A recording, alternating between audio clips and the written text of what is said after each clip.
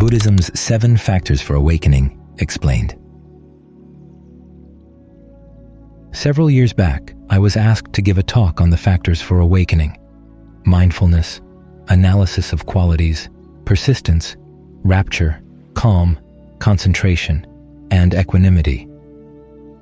And it turned out that the people who'd organized the event had asked for that topic under the impression that the factors for awakening were a description of the awakened mind, the goal toward which we were aiming, whereas they're actually a path leading to awakening. Part of the misunderstanding was based on the question of how to translate the Pali term bojjhaṅga, awakening factors. Because it's a compound, it could be factors of awakening. But if you actually look at how these factors are explained in the texts, the meaning of the term is very much factors for awakening. These are qualities of mind you develop in order to become awakened. You can't take awakening and develop it. You can't clone the awakened state. But you can work on developing everyday factors of the mind that eventually will lead to awakening. Factors for awakening.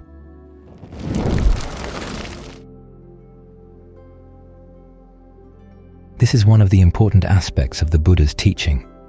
The path to awakening is built out of very ordinary day-to-day things like mindfulness and alertness. It's simply that when you learn how to look at them in a new way, to analyze them in a new way, and to develop and use them in a new way, they can take you all the way to awakening. This is especially important when you try to understand the second factor for awakening, analysis of qualities, which is the heart of the set. As the people who had arranged that event said, their impression of this factor was that in the awakened mind, everything is just mental qualities arising, passing away, arising, passing away, with a great lightness. You see these things coming and going, and they don't weigh on the mind anymore, which is a stage of the path. But to look at the factor in that way misses out on a very useful aspect of what it's all about. When the Buddha talks about developing that factor, he says it's a matter of paying appropriate attention to what's skillful and what's not. And then, based on that factor, you develop the next factor, which is persistence in actually developing what's skillful and abandoning what's not. So instead of trying to clone yourself into a very rarefied state, the Buddha's asking you to look very carefully at what you're doing. You apply appropriate attention to what you're doing in body, speech, and mind, but especially mind, to see how skillful your actions are.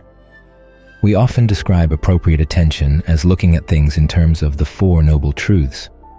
But that level of appropriate attention builds on another level of appropriate attention, which is simply seeing what's skillful and unskillful in your actions, judging your actions by the results they yield. This involves questioning. It's not simply a matter of conviction, although the simple fact that you're going to follow this path of looking at what's skillful and unskillful requires that you be convinced that the Buddha knew what he was talking about. That, and conviction that there are wise people who've been trained in this path and who know what they're talking about too. Because when the Buddha asks you to look at what's skillful and unskillful in general terms, as when he's talking to the Kalamas, he says that it's not simply a matter of judging things in terms of your own experience and your own standards. It also involves taking into account the teachings of the wise, people whose behavior you've looked at carefully and whom you've learned to trust. As the Buddha shows in his instructions to Rahula, you don't just look at your own actions and then come to conclusions about them. If you find that you've made a mistake or done something harmful, you go talk to somebody else who's more advanced on the path. In other words, you seek the counsel of the wise.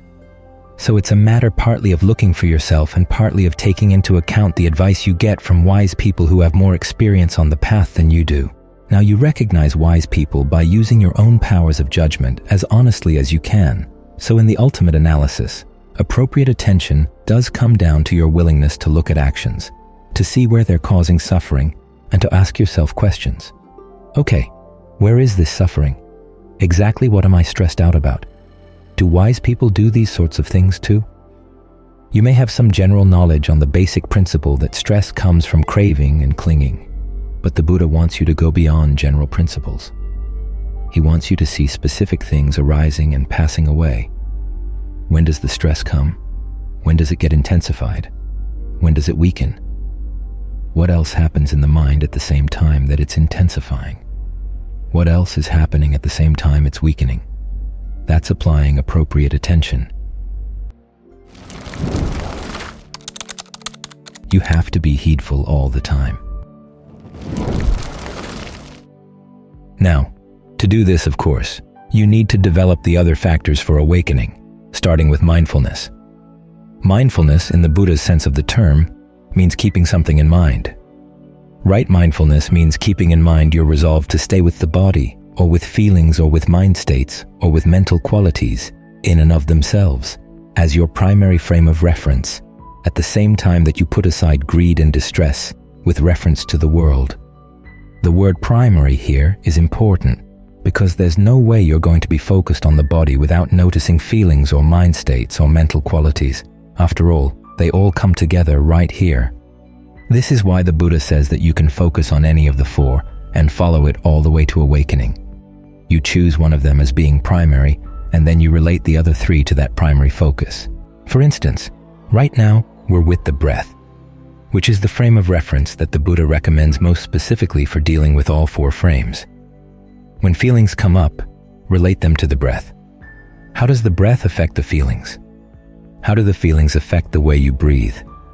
For instance, if there's a pain in your body, do you tend to breathe in a way that walls off the pain so that it doesn't spread? We often have a sense of the breath spreading, but we don't like the idea of the pain spreading, so we tense up around it so that it doesn't spread along with the breath. If you find yourself doing that subconsciously, ask yourself, what if I deliberately think of the breath going through the pain? Can I open up that part of the body? In this way, you keep the breath as primary, and then the pain becomes secondary, simply related to the breath. The same principle applies to mind states. Certain mind states are fostered by tense or constricted breathing. Other, more skillful states are fostered by a sense of breath that flows thoroughly throughout the body, refreshing the body. You want to notice that and take advantage of it. Now notice, we're not simply staying with the breath or feelings or mind states simply as they are. We're trying to do something skillful with them. This counts as the quality of ardency that, as part of right mindfulness, the Buddha also has you keep in mind. If you see that a certain way of breathing, a certain feeling, or a certain mind state is leading to unskillful thoughts, words, or deeds, change it. If any of these things lead to skillful thoughts, words, and deeds, you maintain them and try to develop them. It's not that these tools we develop as part of right mindfulness are for use only while we're here sitting with our eyes closed. They're meant to be used throughout the day. Somebody says something and you notice a catch in the breath.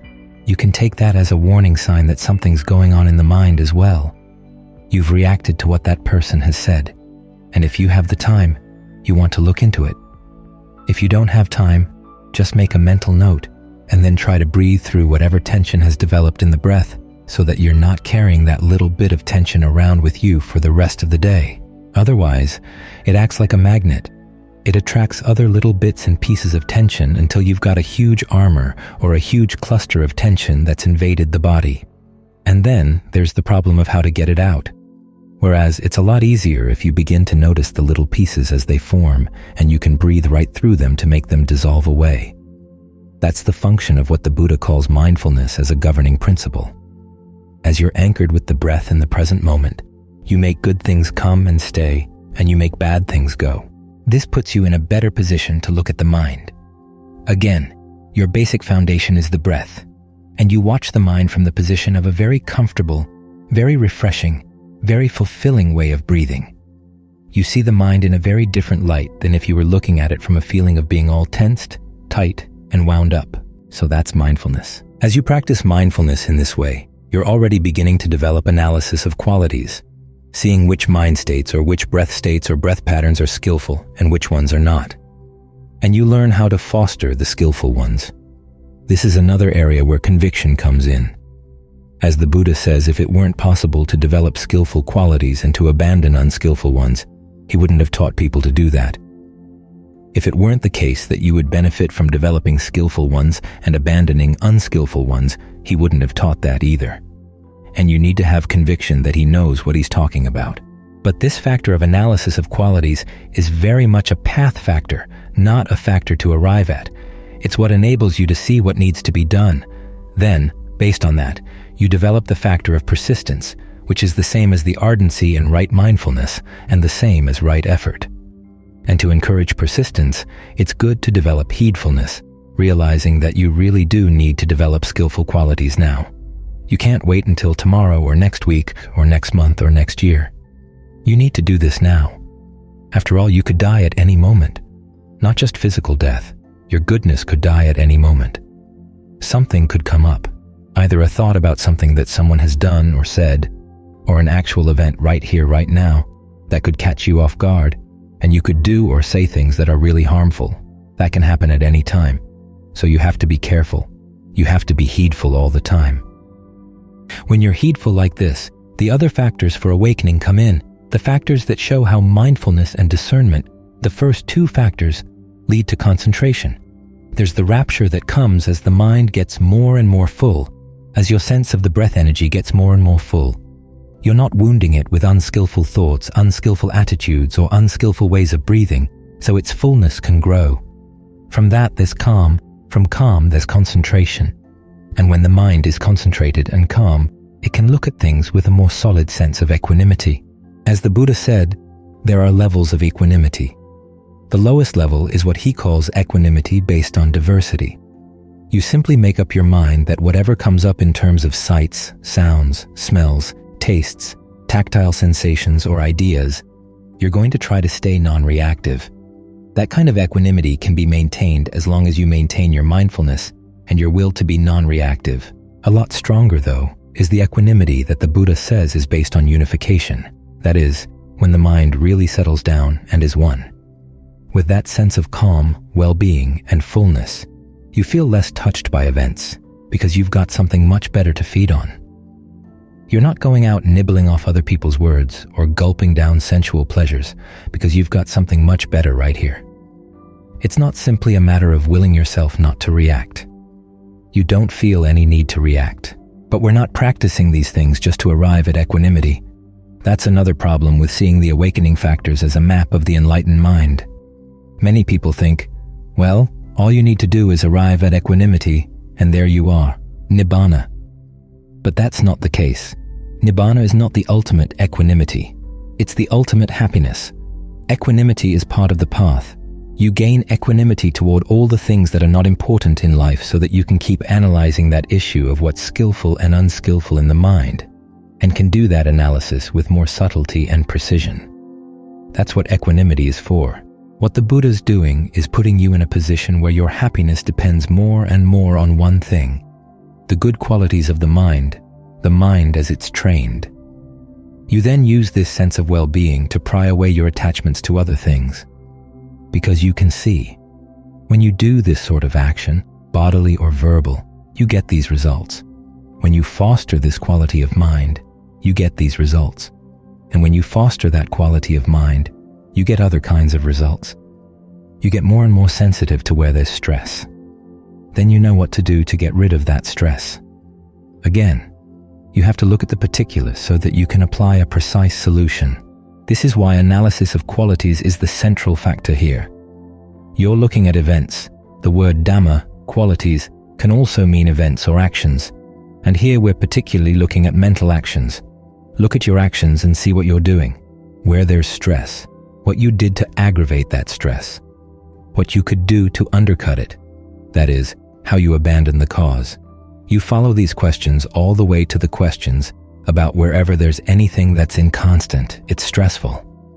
Wherever there's anything that's stressful, it's to be regarded as not self, something to let go, let go, let go. But all of these qualities working together are needed to take you to awakening. If you try to do the letting go without having developed concentration, the insights can get very dry and very alienating. I've heard of people letting go of their sense of self prematurely and getting very disoriented as a result. They think, wow, I've let go of my sense of self, so it must be awakening. But it's not. It's destabilizing. They've cut away all the tools they need in order to stay on the path. After all, you do need a sense of self to function on the path. A wise sense of self, a skillful sense of self, which you've been developing as part of the path. You let it go only when you don't need it anymore. And part of that sense of self is the state of well-being that comes when you get the mind into good, strong concentration. So all these factors are needed, but it's important to remember that they are a path. You're not trying to clone awakening. You're not trying to will the mind into some expansive, unconditioned state. The path to awakening is followed in little tiny, incremental steps, looking at each of your actions and every instance of stress as it comes up. The more precisely you can see these things, the more clearly you can see exactly where you're causing suffering and how you can stop. Seek the counsel of the wise when you need it, but otherwise stay focused right here on the particulars. It's through the particulars that you break through to a state that's totally unlimited and not defined in any way at all.